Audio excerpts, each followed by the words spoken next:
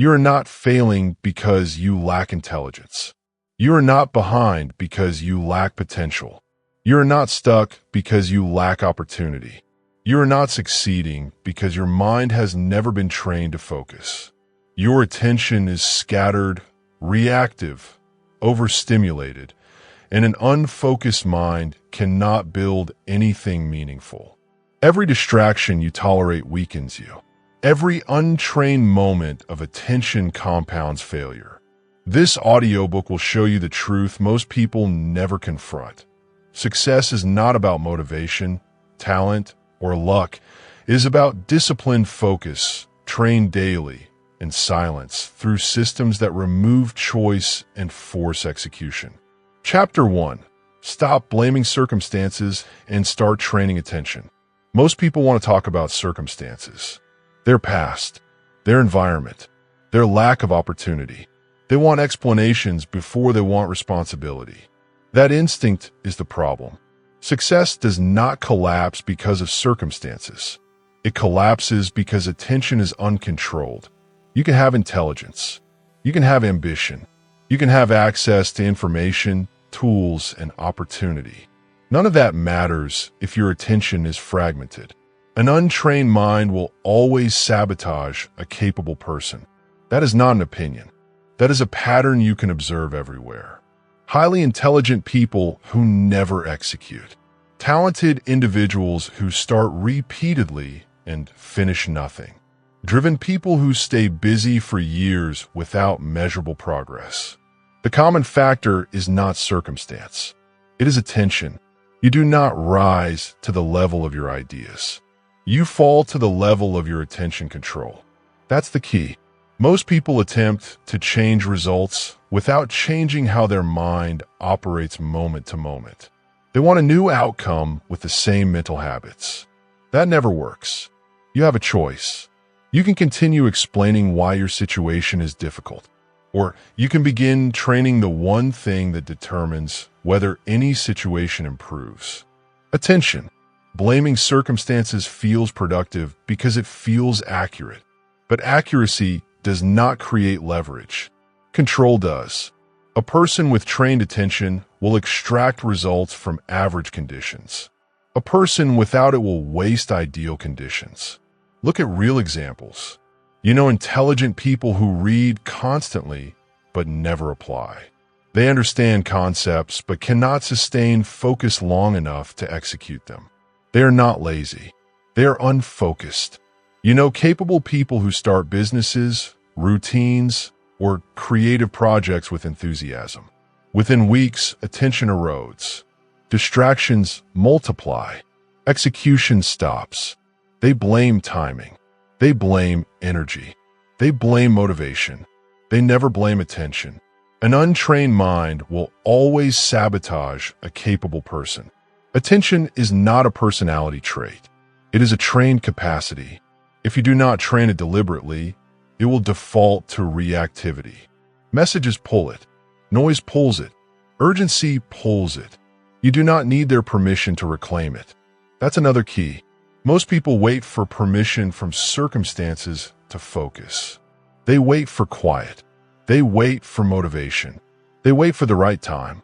That time never arrives. Focused people do not wait. They train regardless of conditions. It's not about intelligence. It's not about opportunity. It's not about motivation. It's not about talent. It's about discipline. Specifically, the discipline of attention. Here is the first rule you must understand. Rule 1. Whatever you give attention to repeatedly becomes your operating system. Not occasionally, repeatedly.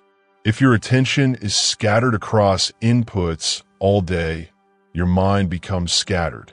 If your attention is trained to remain on one task despite discomfort, your mind becomes stable. You don't change your life. You change what you repeat. That applies to attention more than anything else. Most people repeat distraction. They repeat context switching. They repeat shallow engagement. Then they wonder why deep work feels impossible.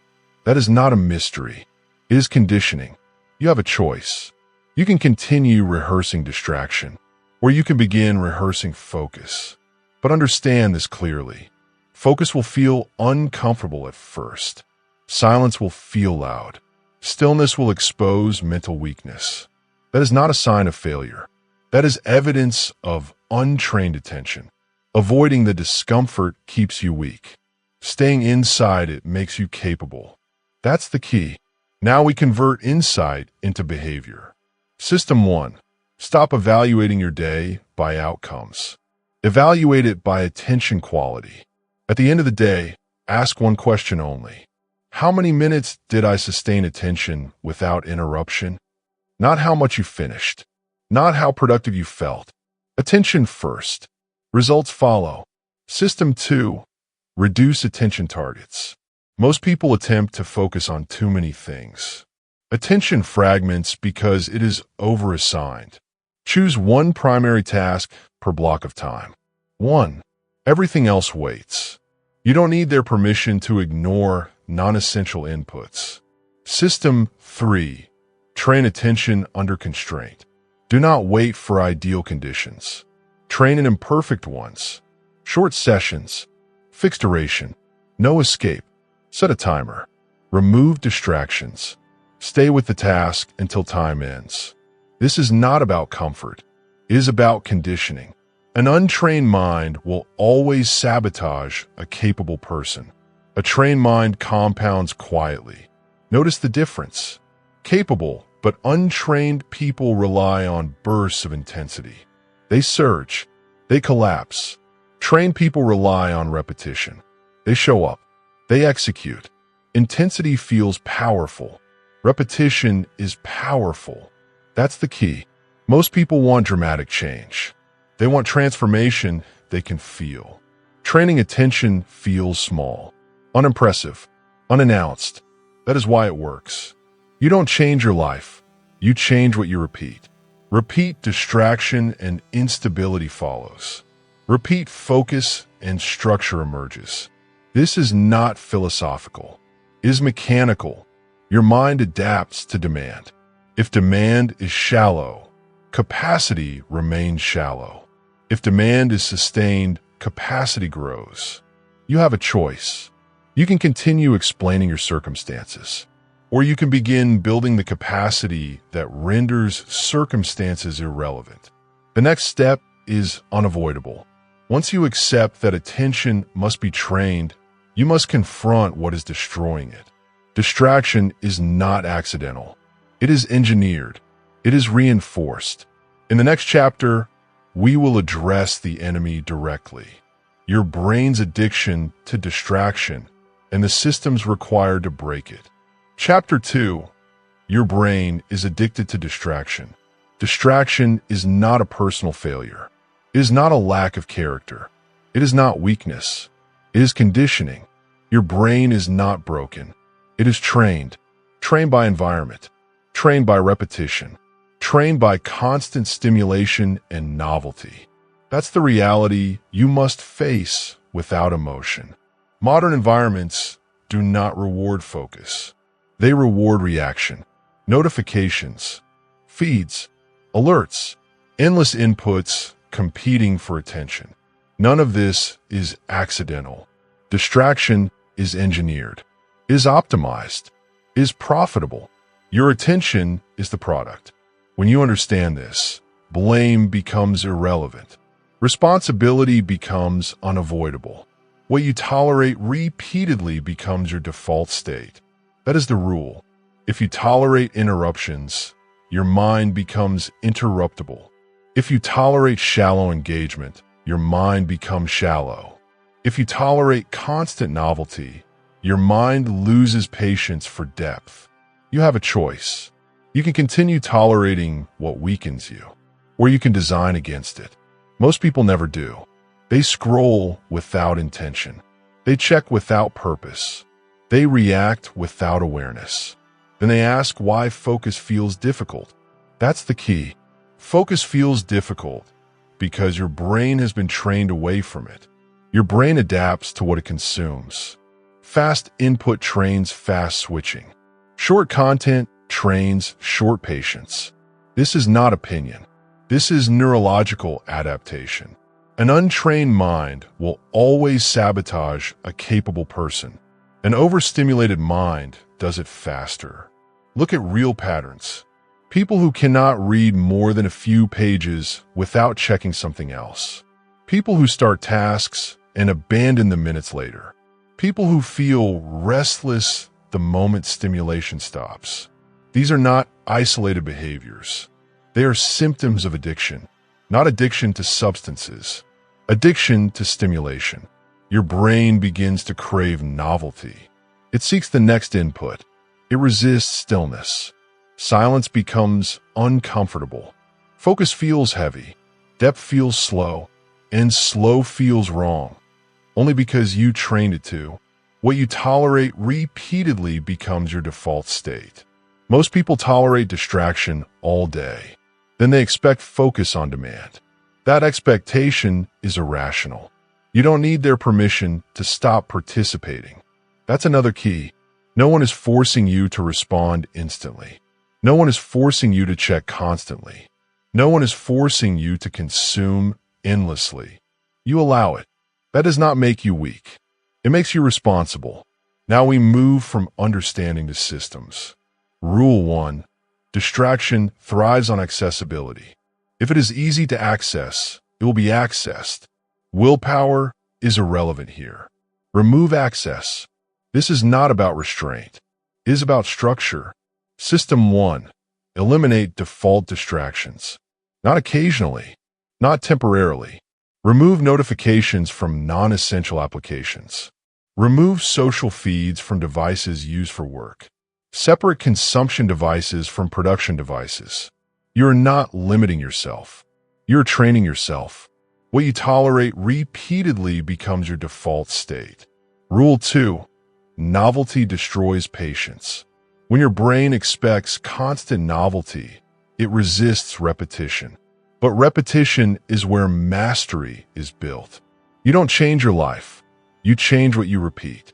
If you repeat novelty, you weaken depth.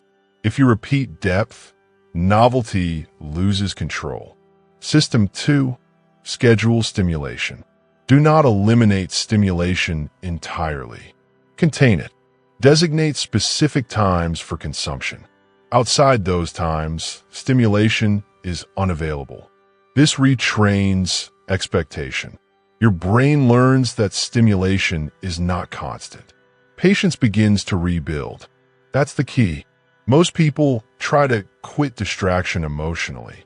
They feel guilty. They feel frustrated. Guilt does nothing. Structure does everything. It's not about self-control. It's about system control. Rule 3. Reaction is the enemy of focus.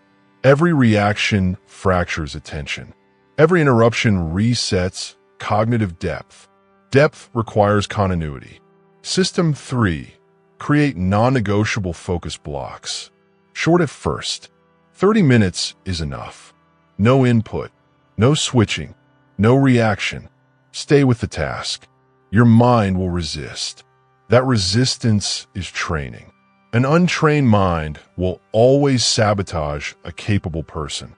A trained mind adapts quickly. Expect discomfort. Your brain has been conditioned to escape boredom. Now you are removing the escape. Boredom will appear. Restlessness will rise. Do not negotiate. You have a choice. Escape and remain conditioned. Or stay and rewire. That's the moment training begins. Understand this clearly. Distraction is not just external. It becomes internal. Even in silence, the mind jumps. Thoughts wander. Urgency appears without cause. That is learned behavior, which means it can be unlearned, but only through repetition. You don't change your life. You change what you repeat.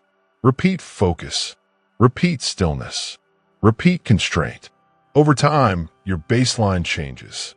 What once felt unbearable becomes neutral.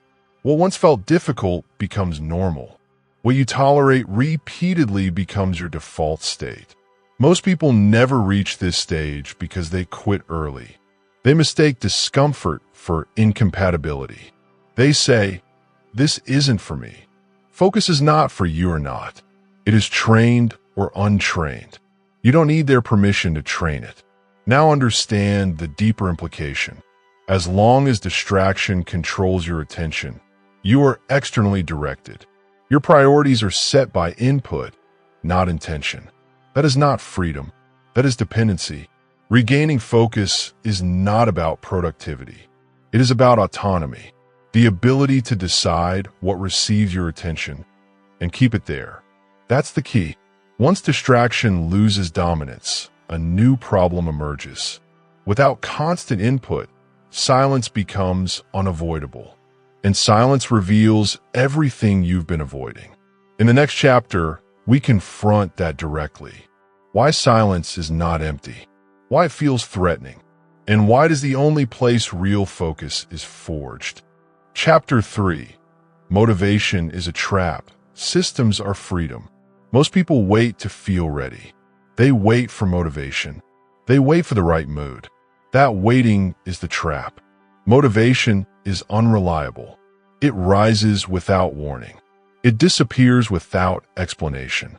Building anything important on motivation guarantees inconsistency. That's not a character flaw. It's a design flaw. High performers do not depend on motivation.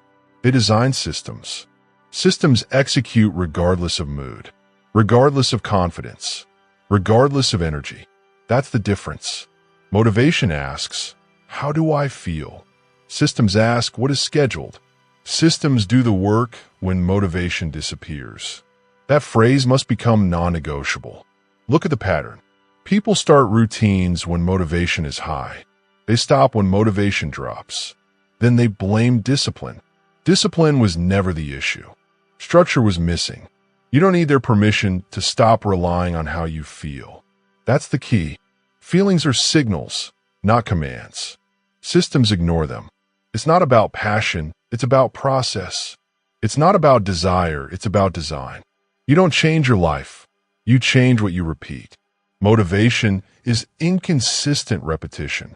Systems are consistent repetition. Only one compounds. Here is the first rule.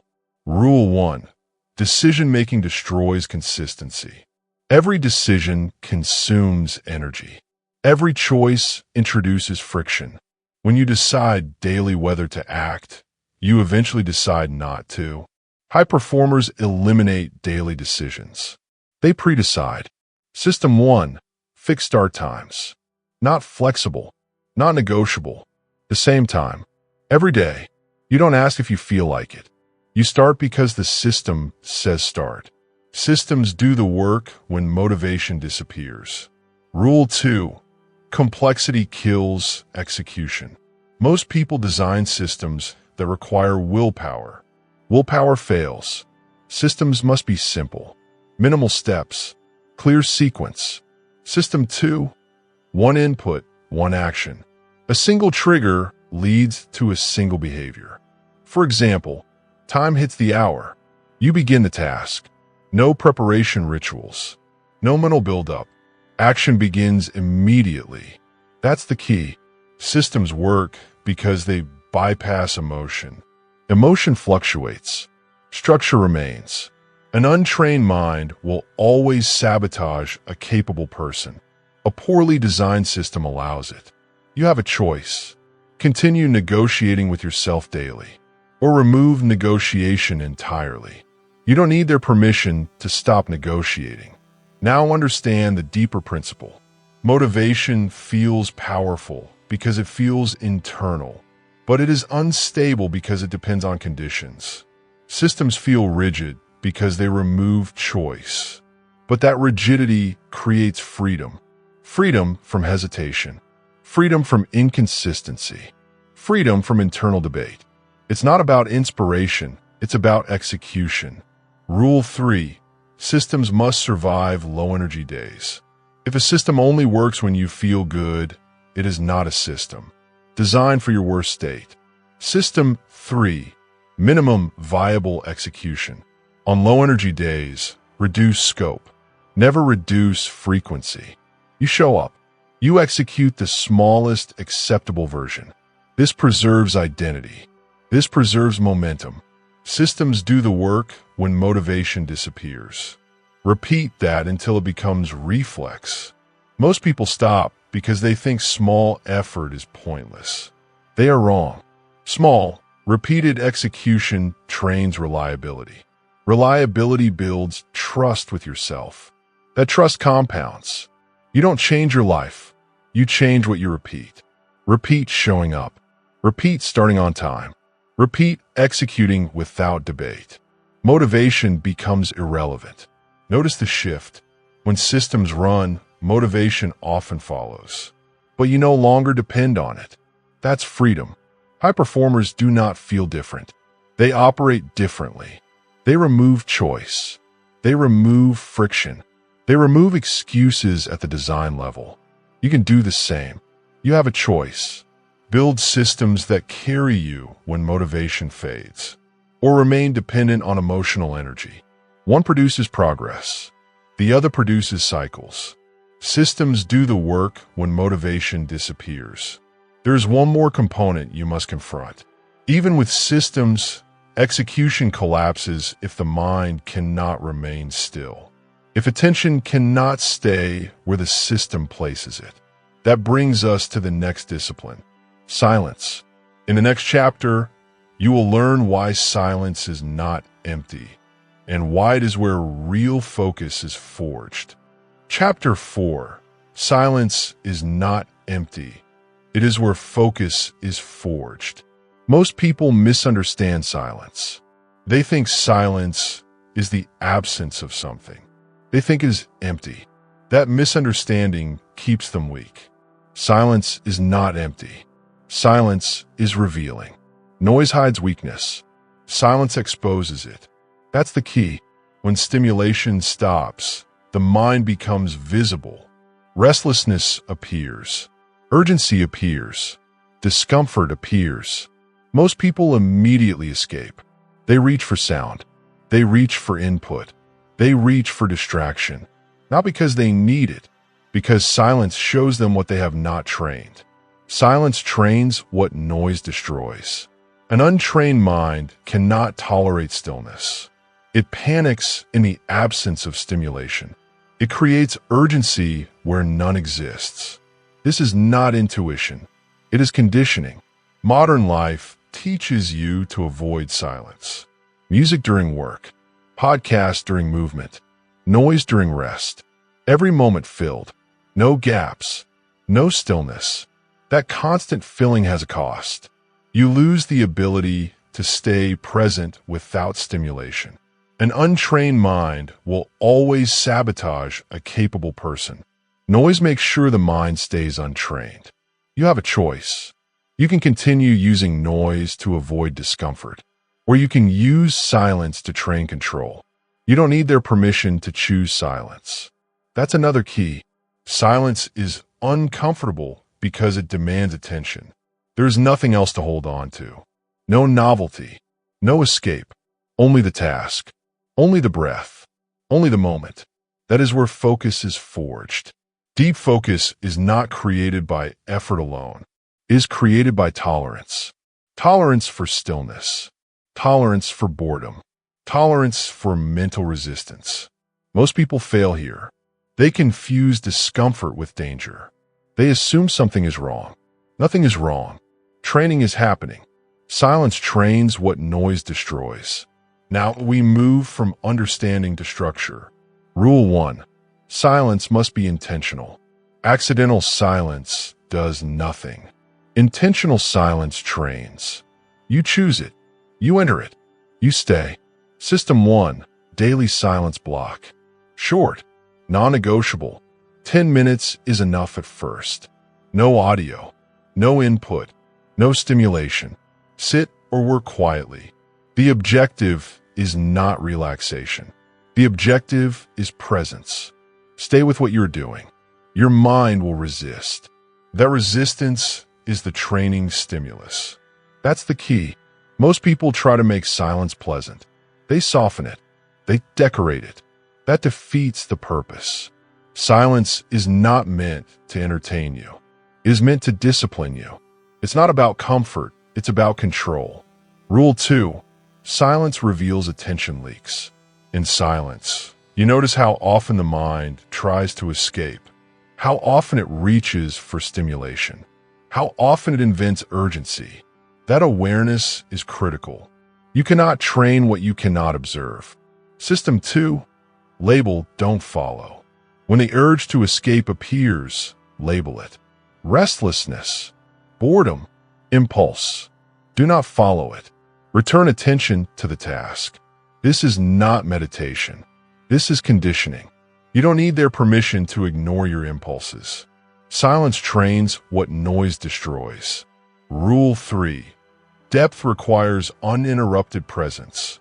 Deep focus cannot coexist with constant input. Depth requires subtraction. Remove sound. Remove commentary. Remove stimulation. Let attention settle. At first, it won't. That's expected. An untrained mind jumps. A trained mind stays. You don't change your life. You change what you repeat. Repeat silence. Repeat presence.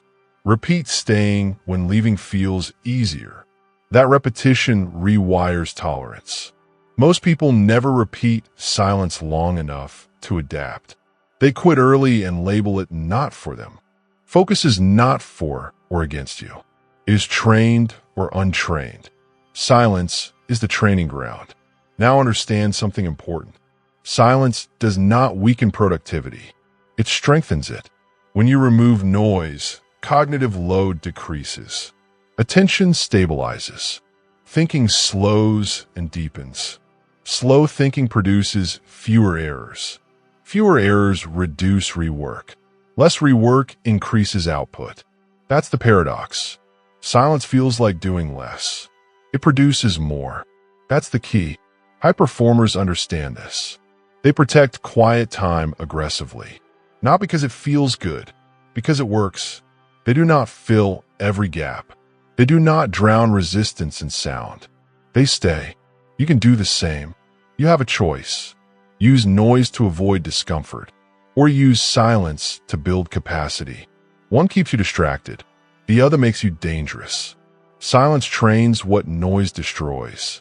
Now we confront a deeper layer. Silence removes external stimulation, but internal noise remains.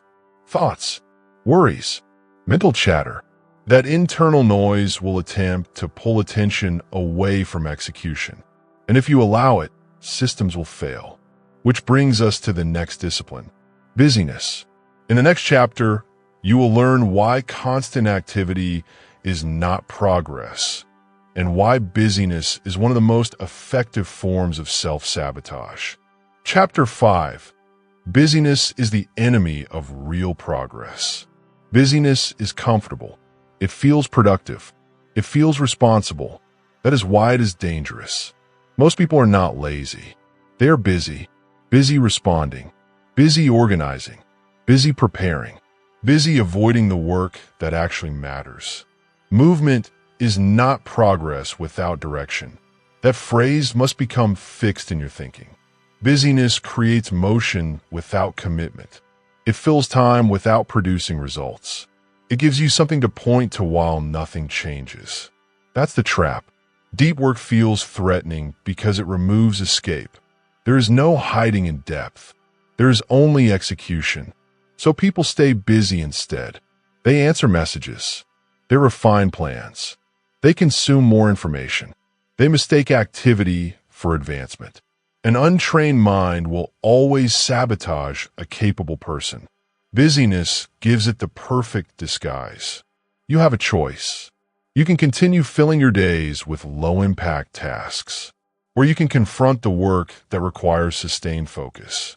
You don't need their permission to choose depth. That's the key. True progress is not built in fragments. It is built in blocks. Long, uninterrupted blocks of focus. Not hours of scattered effort. Not constant switching. Depth requires continuity. Every interruption resets momentum. Every switch fractures attention. Yet most people structure their days to guarantee interruption. They leave communication channels open. They allow constant access. They never protect time. Then they say they don't have time for deep work. That is not true. They never defended it. Movement is not progress without direction. Here is the first rule. Rule 1. If everything is important, nothing is. Busyness thrives when priorities are unclear. Everything becomes urgent. Nothing becomes meaningful. Depth requires selection. System 1. One priority per day. Not 3. Not 5. 1. The single task that, if completed, moves something forward. Schedule it first. Protect it. Everything else is secondary. You don't need their permission to ignore the rest. Rule 2. Fragmentation destroys quality. Quality emerges from sustained attention, not bursts. If you never stay long enough, depth never forms. System 2. Time blocking without interruption. Set a block. Minimum 90 minutes when possible. No communication. No switching. No multitasking. This is not negotiable. Movement is not progress without direction.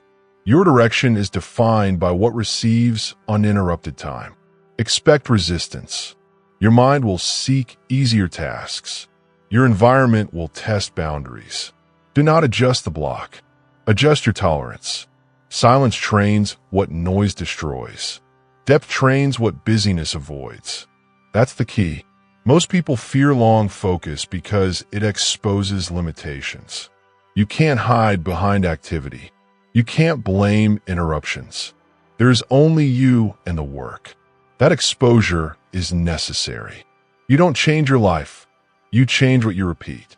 Repeat shallow activity and stagnation follows. Repeat deep work and structure emerges. Understand this distinction. Busyness is externally directed. Depth is internally governed. Busyness reacts. Depth decides. It's not about effort, it's about alignment. Rule 3. Energy follows attention, not the other way around. People say they lack energy for deep work. They are wrong. Energy is drained by switching. Energy is preserved by focus. System 3. Enter depth before consumption. Do not consume before you produce. No messages, no feeds, no input. Work first. This preserves mental clarity. You don't need their permission to delay consumption. Movement is not progress without direction. Now look at real patterns. People who stay busy all day feel exhausted. Yet nothing significant is completed. People who work deeply for a few hours feel tired, but accomplished. That difference matters. Exhaustion without progress breeds frustration. Fatigue with progress builds confidence. Busyness robs you of both results and trust in yourself. Depth restores them. An untrained mind will always sabotage a capable person. Busyness gives it endless ways to avoid commitment. Notice how often busyness is praised. Staying busy, always on. This is cultural conditioning. Availability is rewarded. Depth is ignored. Do not follow the culture. Design against it. You have a choice. Design your day around reaction, or design it around execution. One keeps you visible. The other makes you effective. That's the key. Now, a critical clarification. Depth does not mean working longer. It means working cleaner. When attention is uninterrupted, work compresses. Tasks finish faster. Errors decrease. You gain time by protecting time. Movement is not progress without direction. Direction comes from intention. Intention is enforced by structure. If you do not structure depth, busyness will fill the space. Every time. So you must be explicit. Schedule depth. Defend it. Repeat it. You don't change your life. You change what you repeat. Repeat fragmented days and nothing compounds. Repeat deep days and progress becomes inevitable. Most people never experience this because they never commit long enough. They try depth for a few days. They return to busyness when discomfort appears. That is not failure. That is avoidance. You don't need their permission to stay. Stay longer than feels comfortable. That is where progress begins. Movement is not progress without direction. Now understand where this leads. Depth requires not only time, but stamina. The ability to remain with a task without mental escape. That stamina does not appear automatically. It must be trained, and it is trained through repetition of daily focus. Which brings us to the next chapter.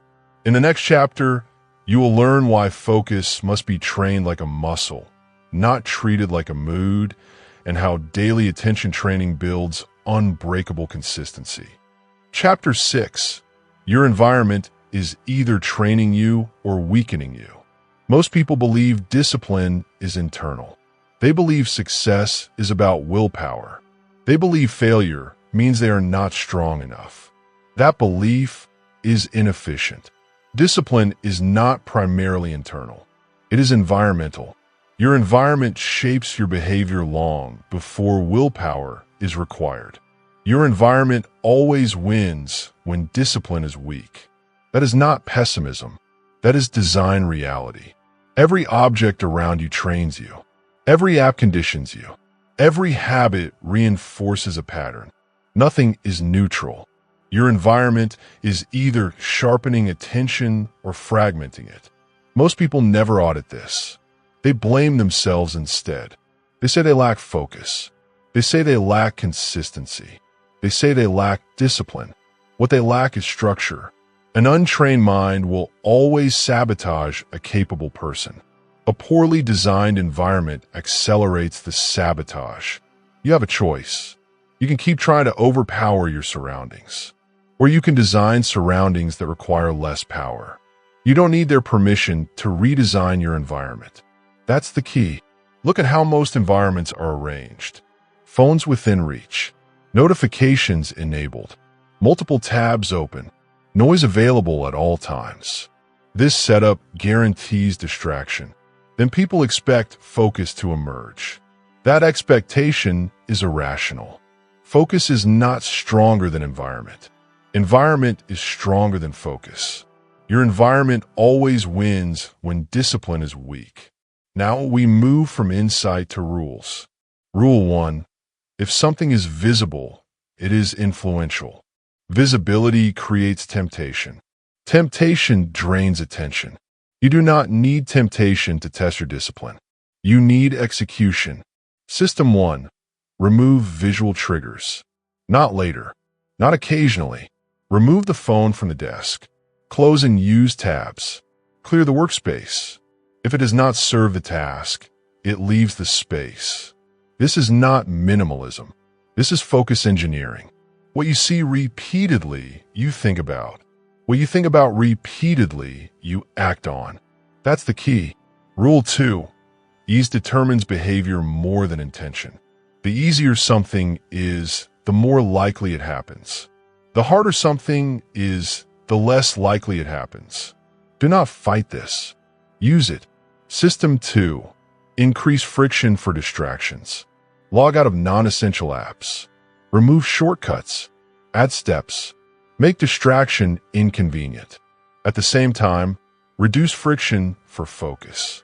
Prepare workspaces in advance. Open only what is required. Make starting effortless. You don't change your life. You change what you repeat. Repeat easy focus. Repeat difficult distraction. Your environment always wins when discipline is weak. Most people design the opposite. They make distraction easy and focus hard. Then they wonder why discipline fails. It is not failure. It is predictability.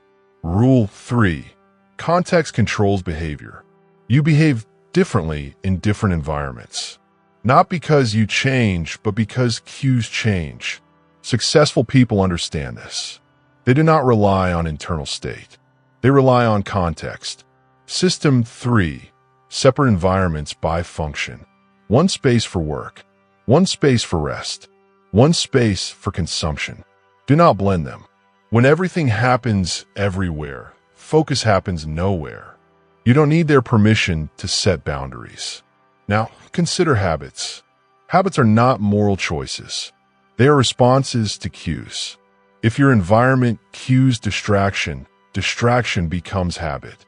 If your environment cues focus, focus becomes habit. That's the key. Most people try to break habits by resisting urges. That rarely works. Change the cue, and the habit dissolves.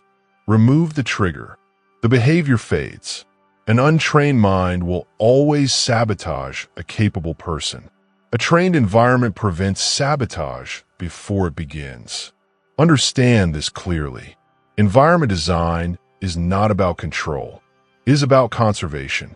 You conserve attention by eliminating unnecessary drains.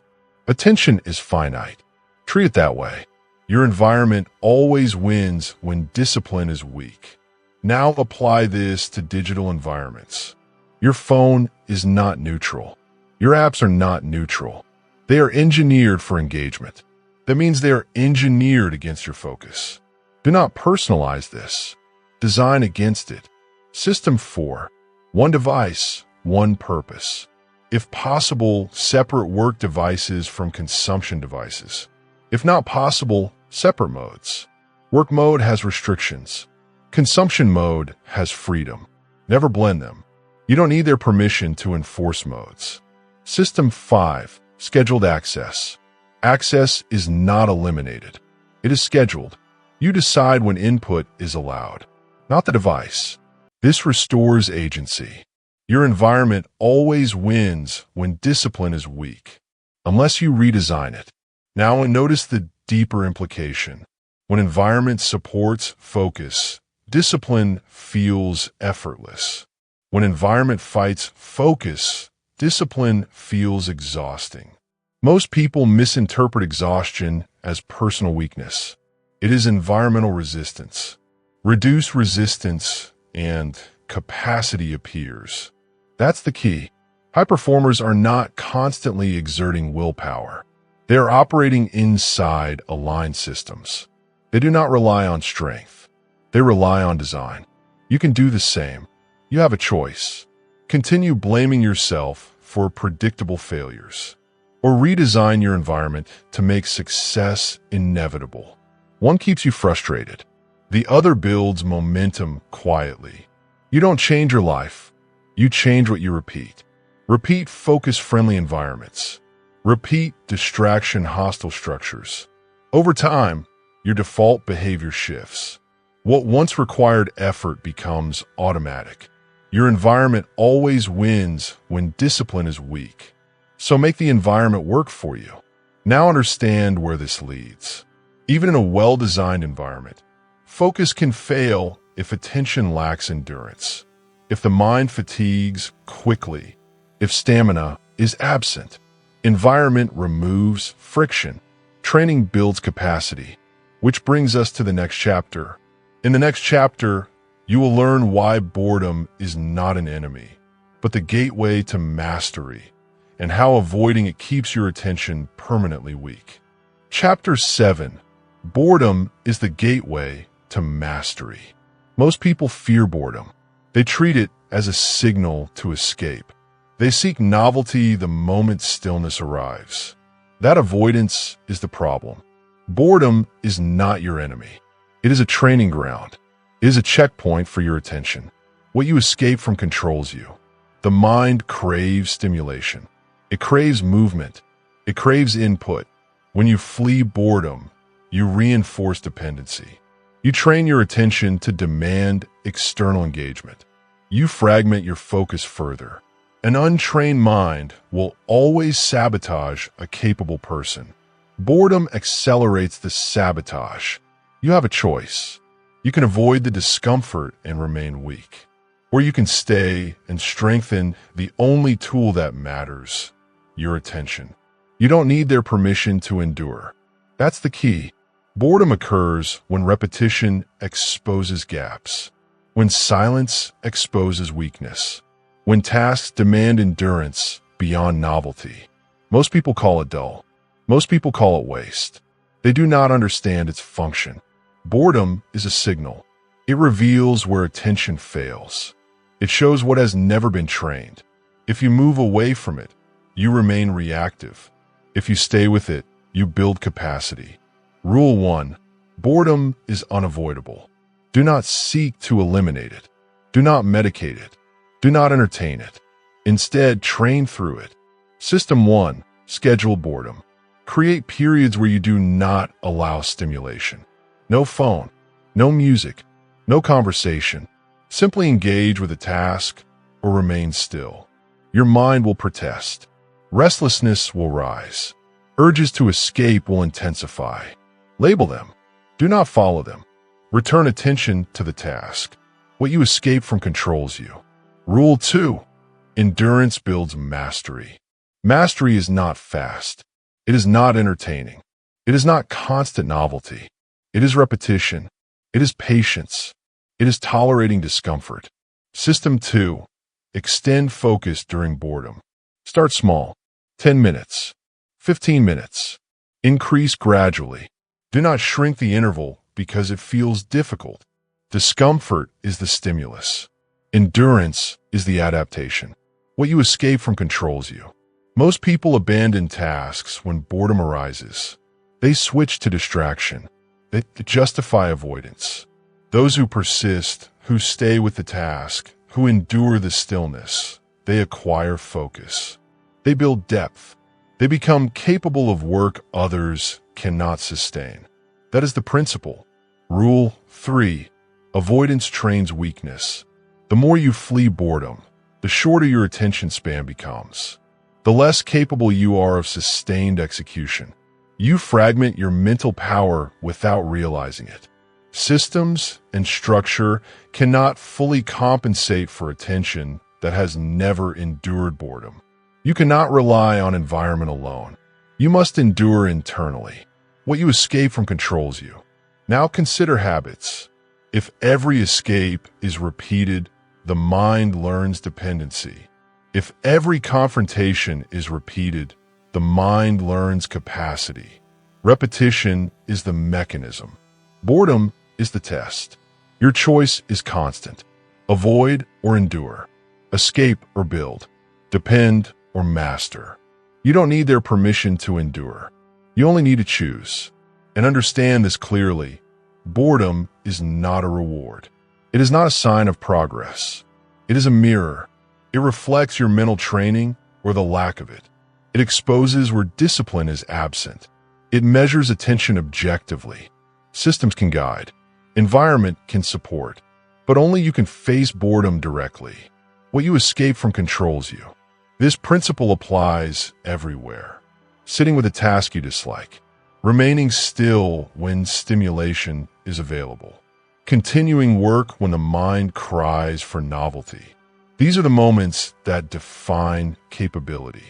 These are the moments that separate the reactive from the relentless. An untrained mind will always sabotage a capable person.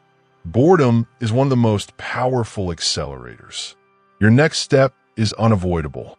Do not flee discomfort. Do not seek constant input. Do not allow novelty to dictate focus. Instead, train through it. And once you have endured boredom repeatedly, your mind gains what no motivation can provide. Sustained, self-directed attention. In the next chapter, we will explore how attention itself must be trained like a muscle, why sporadic effort fails, and how daily, structured mental practice builds unbreakable consistency. Chapter 8. Train focus like a muscle, not a mood. Focus is not a gift. It is not a natural trait. It is not a mood you can summon. Focus is a muscle. And like any muscle, it grows only through consistent resistance. It does not strengthen with occasional bursts. It strengthens with daily, deliberate practice. Daily discipline beats occasional effort. Most people wait for the right mood to begin. They wait for motivation. They wait for energy. That waiting is wasted time. It does not build capacity. It trains dependency. Daily discipline beats occasional effort. You have a choice. You can wait for feeling capable, or you can act and train capability. You don't need their permission to begin. High performers understand this. They show up when the mind resists. They execute when the mood is absent. They repeat the practice daily, without exception. Rule 1. Consistency compounds.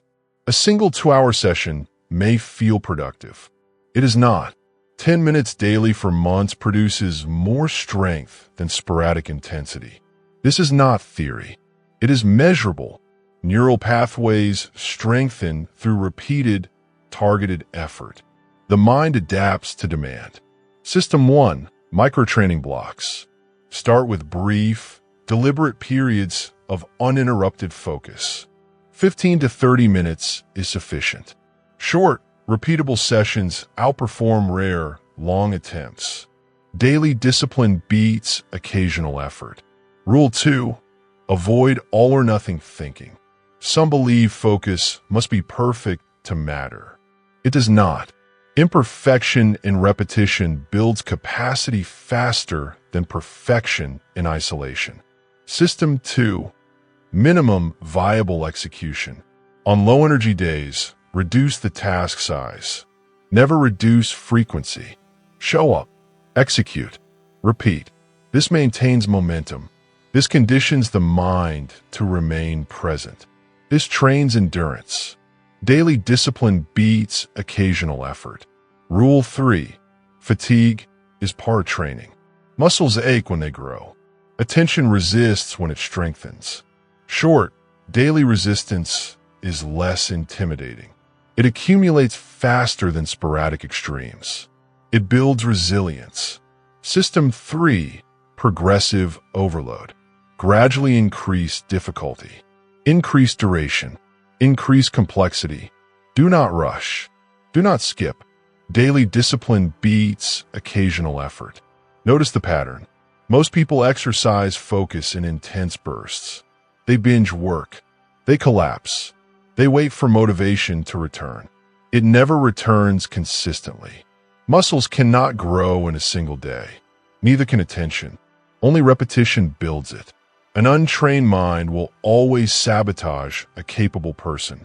Daily training prevents sabotage. You have a choice.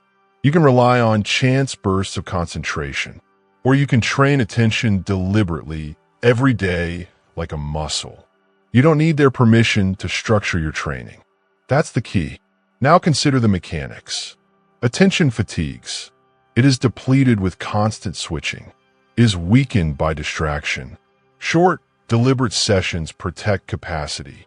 Repeated consistently, they expand it. System 4. Remove external interference during training. No devices. No notifications. No interruptions. Create a protected focus space. Daily discipline beats occasional effort. System 5. Track and measure. Record your sessions. Observe adherence. Adjust difficulty gradually. Consistency is the metric, not intensity. Every day reinforces neural pathways. Every repetition strengthens tolerance for focus. Every small, repeated session compounds silently. Daily discipline beats occasional effort. Understand this clearly. Focus cannot be summoned at will. It cannot be borrowed from motivation. It must be trained deliberately, repeatedly, and consistently. Short, daily effort produces strength. Long, sporadic effort produces exhaustion. Repetition always wins. Your attention is a resource. Your mind is a system. Your results are a consequence of repeated training. You have a choice. Ignore daily practice and remain reactive, or commit to structured, repeatable attention training. You don't need their permission to commit. You only need to start. In the next chapter, we address the final filter, slow thinking, why rushing destroys clarity, and how deliberate, slow focus produces results that last. Chapter 9. Slow thinking produces powerful results. Most people believe speed equals efficiency. They chase rapid decisions. They prize quick action. That belief is misleading. Speed creates reaction. Reaction is fragmented. Reaction is superficial. Deep results do not emerge from reaction. They emerge from deliberate, slow thinking. Slow focus builds lasting power. You have a choice. You can rush. You can react. You can follow impulse. Or you can slow down. You can analyze. You can endure mental resistance. You don't need their permission to choose precision. That's the key. Slow thinking is not an action. It is controlled action. It is measured execution. It is observation before movement. Rule 1. Clarity requires time. A hurried decision hides errors. It overlooks patterns. It sacrifices alignment for speed. Slow thinking forces recognition. It forces evaluation. It forces control. System 1. Pause before action. Whenever a decision arises, insert a deliberate pause. Observe the impulses. Separate urgency from importance. Decide after assessment. Slow focus builds lasting power. Rule 2. Depth requires restraint. Most people attack every thought. They respond to every stimulus. They react to every input. This fragments attention. It erodes control. Restraint allows ideas to settle. It allows patterns to emerge.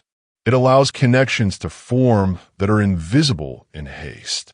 System 2. One problem at a time. Do not multitask. Do not chase multiple threads. Focus on one problem until the solution is visible. Slow focus builds lasting power. Rule 3. Patience compounds results. Immediate answers rarely capture truth. Quick conclusions rarely solve complex problems. Allow time. Allow thought to stretch. Allow your mind to observe consequences before acting. System 3. Scheduled reflective thinking. Reserve blocks of time to step back from action. Analyze decisions, strategies, and patterns. Document insights for repeated reinforcement. Slow focus builds lasting power. Notice the distinction. Speed is satisfying. It feels productive. It gives the illusion of movement. Slowness is uncomfortable. It feels like waiting. It feels inefficient. Yet slow thinking produces clarity. Clarity prevents errors. Clarity accelerates long-term results. An untrained mind will always sabotage a capable person. Rushing ensures fragmentation. Slow focus ensures precision. You have a choice. Continue reacting and fragmenting attention, or train patience and deliberate evaluation. You don't need their permission to slow down. That's the key. Deep thinking requires endurance. It requires resisting impulse. It requires holding attention in one place despite temptation to switch. System 4. Mindful pacing. Every task receives a defined period for slow, deliberate consideration. No rushing. No skimming. No partial engagement. Slow focus builds lasting power. Understand the deeper principle. Speed amplifies mistakes. Haste compounds errors. Fragmented attention multiplies consequences. Slowness amplifies understanding. Deliberation prevents repetition of mistakes. Focused attention compounds advantage. Slow thinking is a system. It is repeatable. It is trainable. You don't change your life. You change what you repeat. Repeat measured thinking. Repeat patience. Repeat deliberate focus. Over time, the mind becomes capable of handling complexity. Over time, decisions gain clarity. Over time, results compound. Slow focus builds lasting power. Now, consider the transition. Even with slow thinking, precision fails if attention is not protected, if focus is easily diverted, if discipline collapses under distraction. The final step is essential. In the next chapter, you will learn why protecting attention is non-negotiable, why every day you give it away, results slip, and how guarding focus creates freedom to execute at full capacity. Chapter 10. Protect your attention or lose your future. Attention is your most valuable asset.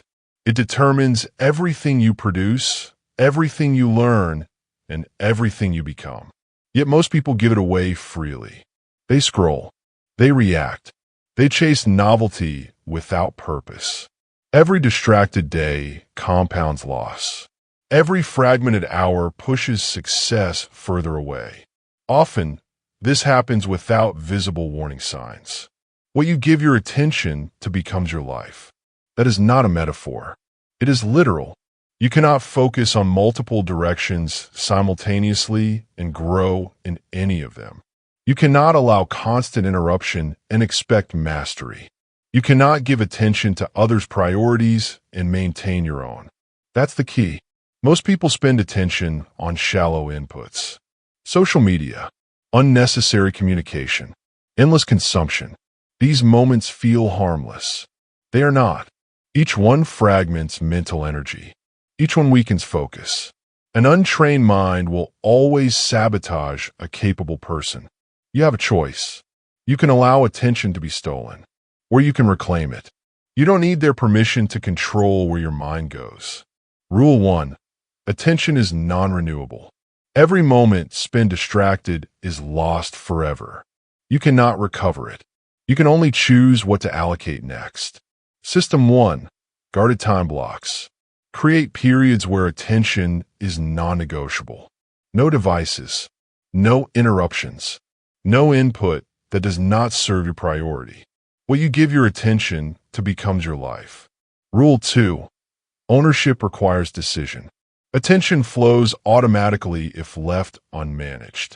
If you do not choose, the default chooses for you. System 2. Daily attention audit. At the end of each day, ask, where did my attention go? Was it invested or lost? Adjust tomorrow accordingly. What you give your attention to